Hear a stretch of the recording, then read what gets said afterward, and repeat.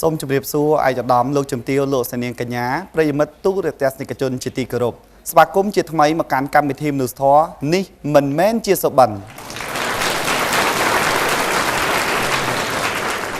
កម្មវិធីមនុស្សធម៌នេះមិនមែនជាសុបិនផ្ដល់ជូនសេវាកម្មឥតគិតថ្លៃទៅដល់ប្រជាពលរដ្ឋកម្ពុជាទាំងនៅក្នុងប្រទេសក៏ដូចជានៅក្រៅប្រទេសដើម្បីស្វែងរកសាច់ញាតិដែលបានបែកបាក់គ្នានៅក្នុងសម័យសង្គ្រាមឬបានបាត់ខ្លួនដោយសារមូលហេតុជាច្រើនទៀតនៅក្រោយសម័យសង្គ្រាមទស្សនិកជនទាំងអស់អាចតាក់ទងមកកាន់កម្មវិធីរបស់យើងតាមរយៈលេខទូរស័ព្ទ0975 097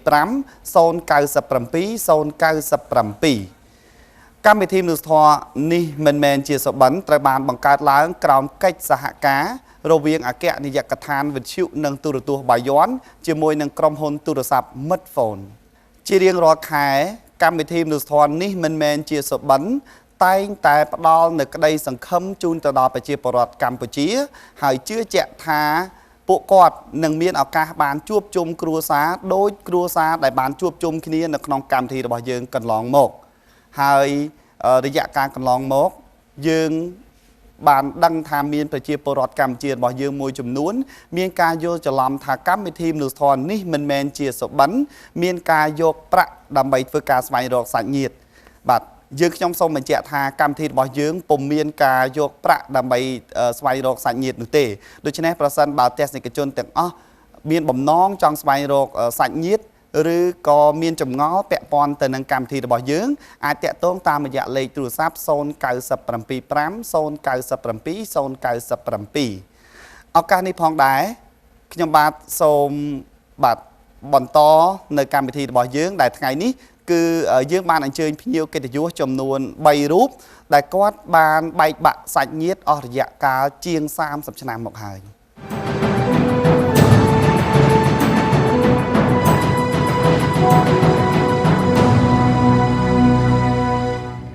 បាទជំរាបសួរបាទជំរាបសួរបាទតើលោកពូមានឈ្មោះអ្វីហើយលោកពូដាក់ពាក្យមកកាន់កម្មវិធីរបស់យើងដើម្បីស្វែងរកអ្នកណាដែលបានបែកបាក់គ្នាពីពេលណាដែរខ្ញុំបាទឈ្មោះតេសវរៈខ្ញុំបានដាក់ពាក្យមកកម្មវិធីមនុស្សធម៌នេះមិនមែនជាសម្បិនដើម្បីស្វែងរកឪពុកម្ដាយបងប្អូននិងក្រុមគ្រួសារញាតិមិត្តទាំងអស់របស់ខ្ញុំដែលបានបែកបាក់គ្នាក្នុងចំណោមប៉ុលពតឪពុកម្ដាយបងប្អូននិងសាច់ញាតិទាំងអស់បាទមានន័យថាលោកពូដូចជានៅតែតោតែម្នាក់ឯងបន្ទាប់ពីការបែកបាក់នៅក្នុងសម័យប៉ុលពតបាទតើលោកពូអាចចាំបានទេថាកាលនៅក្នុងសម័យប៉ុលពតលោកពូមានអាយុប្រហែលជាប្រមាណដែរនៅក្នុងសម័យប៉ុលពតខ្ញុំមានអាយុប្រហែលជា10ទៅ11ឆ្នាំប្រហែលជា10 11ឆ្នាំទេបាទនេះគឺលោកពូតេសវរៈដែលកំពុងស្វែងរកសាច់ញាតិរបស់គាត់ផងដែរបាទឥឡូវនេះជួបជាមួយនឹងភ្ញៀវកិត្តិយសទី2បាទជំរាបសួរបាទតើលោកមានឈ្មោះអ្វីដែរហើយដាក់ពាក្យមកកាន់កម្មវិធីរបស់យើងដើម្បីស្វែងរកអ្នកណាហើយបែកគ្នាកាលពីពេលណាដែរខ្ញុំបាទឈ្មោះវ៉ាន់វ៉ាត់ហើយខ្ញុំមកដាក់ពាក្យនៅកម្មវិធីនេះមិនមែនជាសុបិនដើម្បីស្វែងរកឪពុកម្ដាយហើយនិងបងប្អូនរបស់ខ្ញុំបែកគ្នានៅជំរំសាយធូឪពុកម្ដាយនិងបងប្អូនបាទបែកគ្នានៅជំរំសាយធូเนาะកាលពីពេលដែលលោកបែកបាក់ពីក្រុមគ្រួសារហ្នឹងកាលនោះលោកមានអាយុប្រហែលដែរកាលខ្ញុំបែកបាក់ពីពួកគាត់ខ្ញុំមានអាយុប្រហែលជា5ឆ្នាំប្រហែលជា5ឆ្នាំមកដល់បច្ចុប្បន្ននេះលោកអាយុប្រហែលហើយ22ឆ្នាំអញ្ចឹងរយៈពេលហ្នឹងគឺ17ឆ្នាំអីហើយណាបាទនេះគឺជាករណីមួយទៀតដែលលោកវ៉ាន់វ៉ាតបានដាក់ពាក្យមកកាន់កម្មវិធីរបស់យើងដើម្បីស្វែងរកសាច់ញាតិដែលលោកបានបែកបាក់អស់រយៈពេលជាច្រើនឆ្នាំផងដែរបាទហើយករណីទី3នៅក្នុងថ្ងៃនេះបាទគឺសូមជម្រាបសួរបាទអត់ទោះតើអ្នកមីងមានឈ្មោះអ្វីហើយដាក់ពាក្យមកកាន់កម្មវិធីដើម្បីស្វែងរកអ្នកណាហើយកាលពីបែកគ្នាហ្នឹងគឺពេលណាដែរចានាងខ្ញុំឈ្មោះឡូសុខាបាទដាក់ពាក្យរកអ៊ំហើយនឹងឪពុកហើយនឹងម្ដាយមីងហើយនឹងពូបាទចាហើយកាលហ្នឹងអ្នកមីងបែកបាក់ពីពួកគាត់ពេលណាដែរឆ្នាំ1975អញ្ចឹងគឺចាប់ផ្ដើមរបបប៉ុលពតតែម្ដងចាបាទហើយពេលនោះមានអាយុប្រហែលដែរ75 75បាន5ឆ្នាំ 5 ឆ្នាំណា ចា បាទលោកស្រីឡូសុខាបានដាក់ពាក្យមកកាន់កម្មវិធីរបស់យើងក្នុងបំណងស្វែងរកសាច់ញាតិខាងម្ដាយដែលលោកស្រីនៅចាំបានសពេចសពិល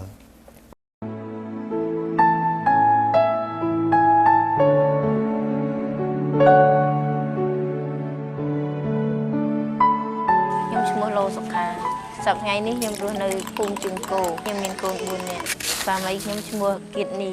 សប្តាហ៍ថ្ងៃខ្ញុំប្រកបមុខរបរលក់កាហ្វេលក់នំបញ្ចុកលក់នំសុងហើយពេលខែតនីខែប្រាំងឡើងខ្ញុំធ្វើចុងភៅពុកម្ដាយខ្ញុំ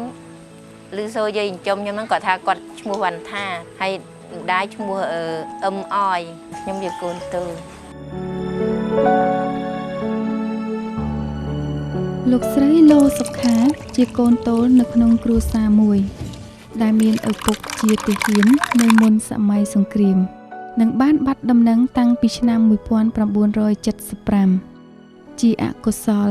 ម្ដាយរបស់លោកស្រីបានស្លាប់នៅពេលសម្រាលកូនទី 2 ដោយទុកឲ្យលោកស្រីត្រូវរស់នៅរសាត់អណ្ដែតជាកូនកំព្រាលោកស្រីត្រូវបានម្ដាយចិញ្ចឹមយកមកចិញ្ចឹម តាមការចងចាំដ៏ស្រពេចស្រពិលរបស់លោកស្រី ម្ដាយចិញ្ចឹមខ្ញុំហ្នឹងគាត់ឈ្មោះយាយរីតាំងពីតូចមករហូតខ្ញុំនៅរស់នៅតែជាមួយម្ដាយចិញ្ចឹមនឹងរហូតអត់ដែលបែកគាត់ទៅណាខ្ញុំអត់បានដឹងដឹងតែគាត់ថាគាត់ដូចយាយអញ្ចឹងតែខ្ញុំហៅម្ដាយអញ្ចឹងពេលខ្ញុំដឹងក្តីម៉ែចិញ្ចឹមគាត់ថាប៉ាខ្ញុំហ្នឹងទៅធ្វើទាហាននាំទាហានទៅកំពង់សោមទៅឲ្យឆ្នាំ75ហើយក៏បាត់គាត់រហូតទៅ ដល់បាត់រហូតគេបែកពេញហ្នឹងគាត់នាំខ្ញុំទៅនៅខេត្តកំពង់ចាមទៅនៅនឹងរហូតនៅមណ្ឌលអាពតហ្នឹងនៅដល់ពេល7បែក79ពេលដែលរស់នៅតូចហ្នឹងអត់មានអ្នកណាមករកខ្ញុំទេអត់មានបងប្អូនមករកសោះខ្ញុំរៀបការនៅឆ្នាំ89ម្ដាយចិញ្ចឹមខ្ញុំគាត់ស្លាប់នៅឆ្នាំ93តទៅពីម្ដាយចិញ្ចឹមស្លាប់ទៅខ្ញុំរស់នៅក្នុងក្រុមគ្រួសាររបស់ខ្ញុំរហូតដល់ឥឡូវហ្នឹងលំបាកខ្លះដែរសំណុកខ្លះអញ្ចឹងនិយាយគ្នាស្មើគ្នាខ្ញុំ ដើរលក់នំអញ្ចឹងលក់នំហើយធ្វើនំឲ្យកូនលក់ហើយស៊ីស្នួលដកស្ទូងគេពេលខ្ញុំដើររត់ស៊ីឲ្យកូនខ្ញុំនៅលក់អញ្ចឹងខ្ញុំទៅធ្វើការឲ្យគេអញ្ចឹងមកវិញអញ្ចឹងនឹកឃើញដែរនឹងកំសត់នឹកឃើញម្នាក់ឯងពេលឃើញបងប្អូនគេមកជុំគ្នាអញ្ចឹងខ្ញុំនឹកឃើញម្នាក់ឯងខ្ញុំចេះដេកជុំម្នាក់ឯងព្រោះម្នាក់ឯងពេកនឹកឃើញអញ្ចឹងបើបងប្អូនខាងប្តីខ្ញុំគេមាន 4 5 នាក់អញ្ចឹងណា ដល់ពេលខ្ញុំម្នាក់ឯងបងប្អូនគេមកជុំគ្នាអញ្ចឹងនឹកឃើញមិនសត់អ្នកឯងអញ្ចឹងអត់មានបងប្អូនមានអីអញ្ចឹងណានឹកឃើញចេះតូចចិត្តដងដែរនឹកឃើញតូចចិត្តថាបើសិនពុកខ្ញុំនៅរស់ហើយមានពុកហៅគេតែឥឡូវអត់មានអញ្ចឹងណាចេះតែតស៊ូកាប់បើពីមុនក៏ខ្ញុំនៅកមុំឥឡូវតាំងខ្ញុំបានប្តីមកខ្ញុំអត់សូវបបាក់បើកាលខ្ញុំនៅកមុំនៅមួយម៉ែចិញ្ចឹមហ្នឹងពេលខ្ញុំបបាក់យប់ឡើងខ្ញុំដេកយំរាល់យប់នឹកឃើញ ម៉ែឪអញ្ចឹងគួរណាកាពីអត់មានបងប្អូនអញ្ចឹងចេះនៅម្នាក់ឯងអញ្ចឹងនឹកឃើញតូចចិត្តខ្លួនឯងដែរតែដឹងធ្វើម៉េចបើគាត់អត់រកហងអញ្ចឹងជំនាន់ហ្នឹងគេអត់ទាន់មានដាក់ពាក្យរកអីអញ្ចឹង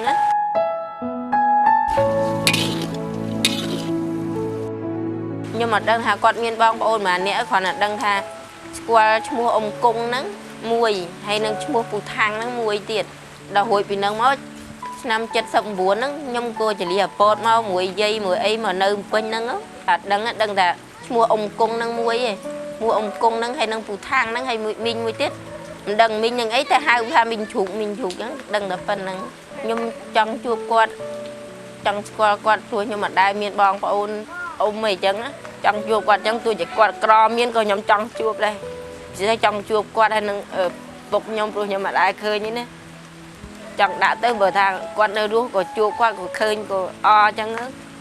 và sân ăn chuột quát chuột tại ông minh miên nó có nhom o đây với nhom bàn miền bong phô ồn kia chẳng á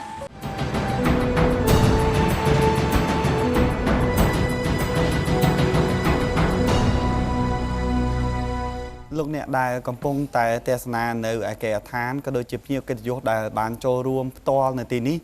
ទើបតែបានទេសនាពីការបង្ហាញជូននៅខ្សែវីដេអូពីជីវិតនៃអ្នកមីងឡូសុខាដែលបានបែកបាក់ពីសាច់ញាតិបងប្អូនឥឡូវនេះខ្ញុំបាទមានសំណួរមួយចំនួនចង់សួរទៅអ្នកមីងផ្ទាល់បន្តទៀតបាទបន្ទាប់ពីម្ដាយរបស់អ្នកមីងបានស្លាប់ពេលនោះគឺអ្នកមីងទៅរស់នៅជាមួយនឹងម្ដាយចិញ្ចឹម ta chỉ vật đài nhà mình luôn nơi cho môi đường quạt nút chỉ vật là bao nhà mình miền chụp nơi đường rào ở vậy khá hay chụp càng làm bạo vậy khá đấy chụp càng làm bạo trời ắt man điên sâu hay nơi rô xin chấm quạt nữa bà bên à rồi lui những rồi bàn những quạt thả ơi những bề rồi bàn những quạt o những ắt chê ắt bay những cha nó bà là hốt đại bàn sẽ nó quạt vô cồn châm mùi mà nơi tiết rồi xin châm cồn châm nâng tiết là hốt đọc về ôi cái hiền chế ấy cái rốt cháu tiết cha hai quạt tam rồi từ đó về rình về nhớ con noam nhom lụa tia nương pin nứng từ nơi về rình này ta lúc gì nó quạt miền chọp sạch nhiệt đi cả sạch chiêm ấy cho môi nè mình nhưng mà đằng đây quạt thà quạt nó ngờ chỉ dây bao nhom thầy chân hay nhom đằng là quạt thà chứ đằng là dây ấy vừa nhưng mà đây miền nè prap nhom không hay ông mình miền nhom nứng có quạt ở đây nhảy prap thế cha còn là bên nhom nơi tụi nhom từ lên cha quạt đòn chứ nhưng mà với nhớ ở ban nơi đập quạt phèp đường ra một đài bao nhom á ban là đập đi vậy đi nữa nghe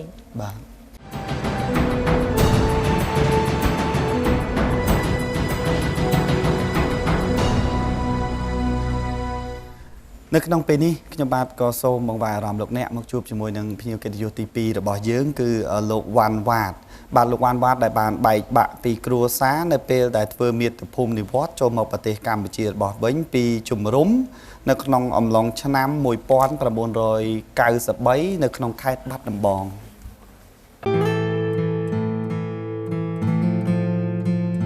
nhom bắt màu vàng vàng tôi cũng nát nhom bắt đơn này nãy ta đập bê nhom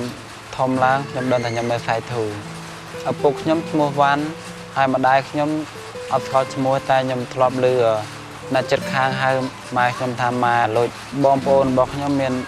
buôn nè tặng nhom bom tìm muối mua van lôi ôn tray mua van cả hình hai năng ôn tray tôi mới tiết ở toàn miền mua hai năng nhom to mua van vạt nông cho nó bom ôn buôn nè nhom chỉ còn tì pì លោកវ៉ាន់វ៉ាតកើតក្នុងកំឡុងឆ្នាំ1989សប្តាហ៍ថ្ងៃវ៉ាតមានអាយុប្រហែលជា22ឆ្នាំវ៉ាតបានវង្វេងពីគ្រួសារតាំងពីខ្លួនមានអាយុប្រហែលជា5ឆ្នាំមកម្ល៉េះគ្រួសាររបស់វ៉ាតក៏ដូចជាគ្រួសារប្រជាជនកម្ពុជាជាច្រើនដែលបានរត់ចេញទៅផ្សងព្រេងដើម្បីជីវិតថ្មីនៅឯជំរំថ្មីត្បិតតែការរស់នៅក្នុងជំរំបានកិច្ចផុតពីសង្គ្រាមប៉ុន្តែការរស់នៅលើទឹកដីថ្មីក្នុងនាមជាជនភៀសខ្លួនក៏មានការលំបាកខ្លាំងណាស់ដែរពួកគាត់ត្រូវខំស្វាស្វែងរកស្បៀងអាហារឲ្យគ្រប់គ្រាន់សម្រាប់ចិញ្ចឹមគ្រួសារសម្រាប់គ្រួសាររបស់លោកវ៉ាតក៏បានជួបនៅព្យុះភ្លៀងក្នុងគ្រួសារដែលបានកែប្រែជីវភាពជីវិតនិងក្តីសង្ឃឹមរបស់គ្រួសារមួយនេះរហូតមកដល់សប្តាហ៍ថ្ងៃតាមពីខ្ញុំដឹងក្តីមកថ្ងៃមួយខ្ញុំឃើញឪពុកម្ដាយខ្ញុំឆ្លោះគ្នាហើយបន្ទាប់មកឪពុកខ្ញុំក៏ចាកចេញពីផ្ទះនៅពេលឪពុកខ្ញុំចេញពីផ្ទះហ្នឹងគាត់បានយកបងប្រុសខ្ញុំឈ្មោះប៉ាន់លុចហ្នឹងទៅជាមួយតែខ្ញុំអត់ដឹងថាគាត់ទៅណាការរស់នៅក្នុងជំរំហ្នឹងដូចជាធម្មតាដែរអត់មានខ្ញុំអត់ដឹងថាគាត់ធ្វើការអីប៉ុន្តែដល់ពេលដល់ខែដល់អាទិត្យចឹងទៅម៉ែខ្ញុំហ្នឹងគាត់ទៅបើកបើកត្រីខអីមកនៅពេលនោះខ្ញុំប្រហែលជាអាយុ4ឆ្នាំប្អូនខ្ញុំមួយទៀតទៅកើតហើយនឹងប្អូនត្រីប្រហែលអាយុ2ឆ្នាំក្រោយពេលប្រទេសកម្ពុជាទទួលបានសន្តិភាពពេញបរិបូរណ៍ទូទាំងប្រទេសនៅក្នុងឆ្នាំ1993ប្រជាជនកម្ពុជាដែលរស់នៅក្នុងជំរំបានធ្វើមាតុភូមិនិវត្តន៍មកប្រទេសកំណើតវិញក្រោយមកខ្ញុំនឹងម្ដាយហើយនិងប្អូនត្រី2នាក់ហ្នឹងត្រូវគេរំសាយឲ្យមកនៅតាមស្រុកកំណើតតែខ្ញុំក៏អត់ដឹងថាស្រុកកំណើតខ្ញុំច្បាស់នៅណាដែរប៉ុន្តែដល់ពេលខ្ញុំជិះឡានមកខ្ញុំឮគេហៅថានឹងជាខេត្តបាត់ដំបងហើយគេឈប់នៅខេត្តបាត់ដំបងនោះក្រោមដើមឈើមួយ